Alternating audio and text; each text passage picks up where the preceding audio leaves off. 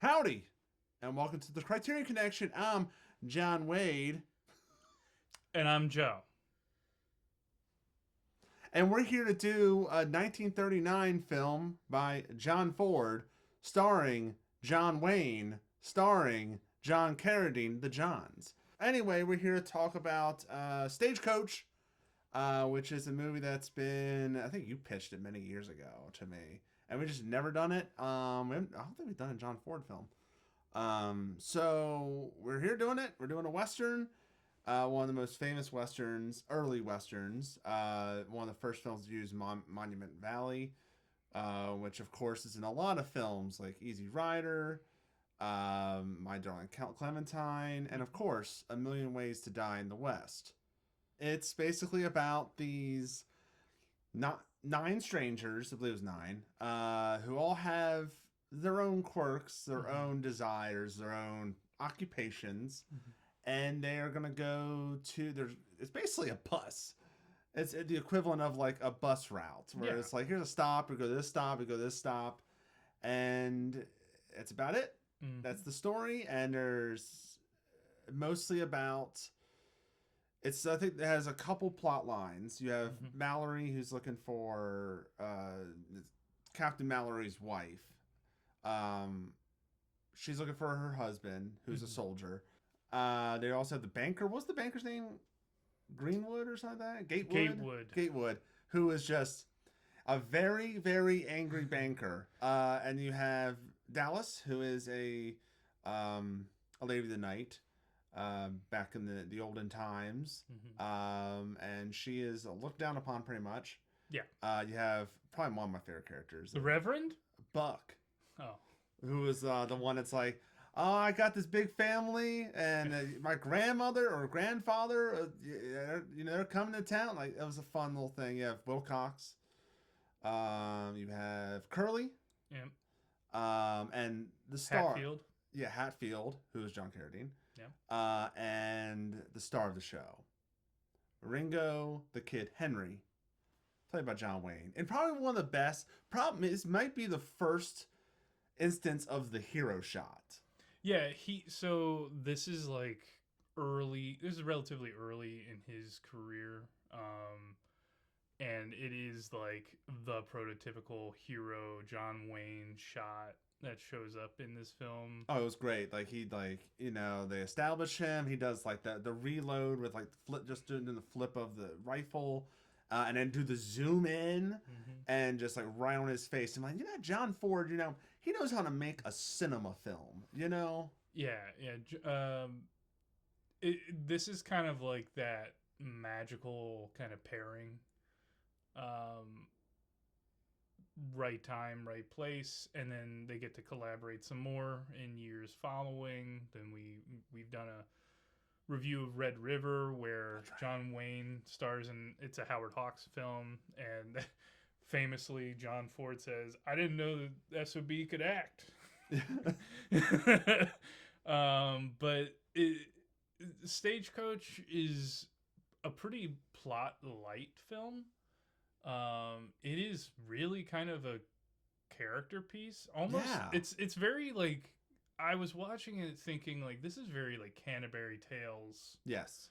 kind of vibe of just a bunch of strangers kind of getting put in a confined area of the stagecoach en route to Lordsburg and having to deal with their own struggles, Outside struggles. the struggles from the travel, struggles from various pressures, and kind of how they get through them and how they kind of bond and create this almost dysfunctional family by the end of the film just because of everything they have to deal with. Yeah, and then and little things like, oh, we gotta deal with. Of course, this is a western from back in the day, so the depiction of indigenous people is a little not time like very outdated. Very you gotta look at it with those rose colored glasses of like the times. Yeah, it's not the best depiction. No, The so they're very specifically referred to the Apache tribe. The depiction is not great. There's been worse. I've seen plenty of worse. I've seen better as well, even in that like time frame. Yeah, I was just saying to the audience, just know when if you watch this film, it's of those times of treating indigenous peoples as more of like as I think they described it as savage in they say film. Savages. They're not characters in this. They are a plot device. Yeah. Which is very dehumanizing. Because it's very much like they're trying to get without entering conflict. They're trying to get from one town to another without entering into a conflict with the natives, and that I guess there's varying degrees of success throughout the trip, but the movie is very much centered around your main cast and their motivations, their friction. So like you have Dallas, our leading lady, Claire Trevor. Yeah, dealing with, her reputation being sullied, and she's like traveling with these people, but she's a prostitute, and they all know about it really, except for Ringo at first. Yeah. And Ringo, he's a bit of an outlaw. He broke out of jail, and he's on a quest for revenge, and underdog kind of quest for revenge, because everyone's like, dude, there's 3 of them. You ain't gonna even lay a finger on them. Yeah, Doc Boone getting kicked out because he's a drunk and just kind of floating his way down the river of life. And everybody has their own like kind of motivations and reasons for being there. And of course, the Reverend, who's actually just like a whiskey guy, or was it like a whiskey seller? Yeah.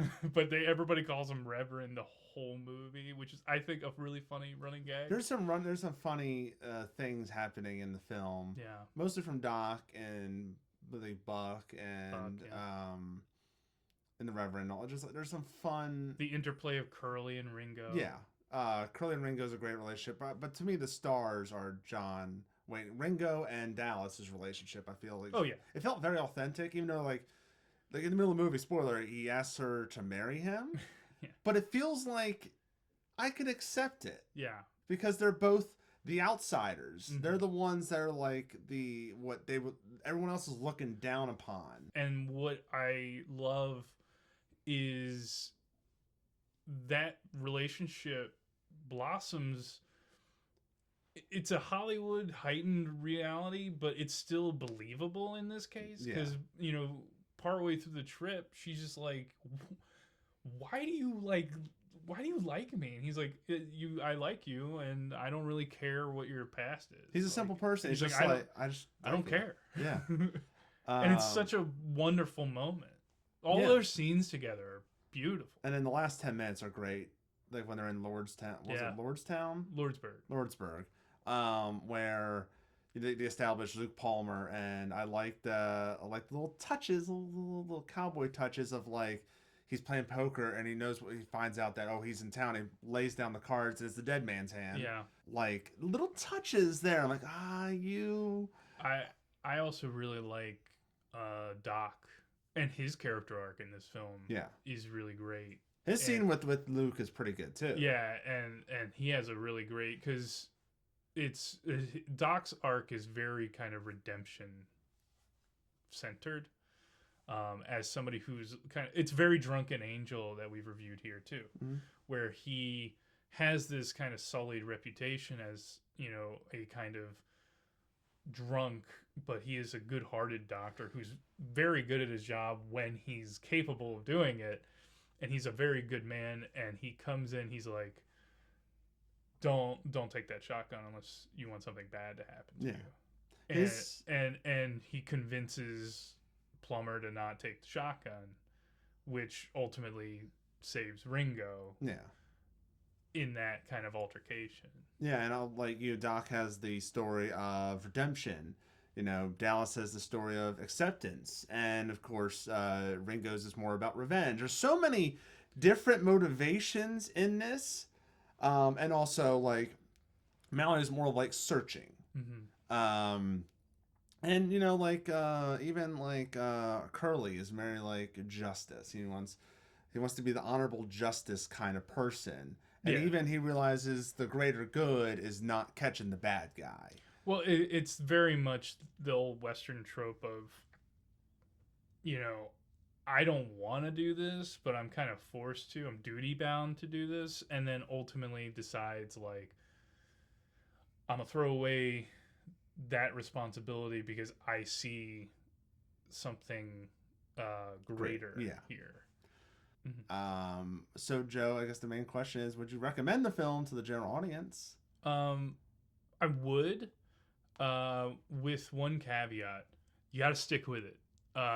This was a difficult film to kind of get going, but once it does, it gets really well done. It's always well done, but it gets really good.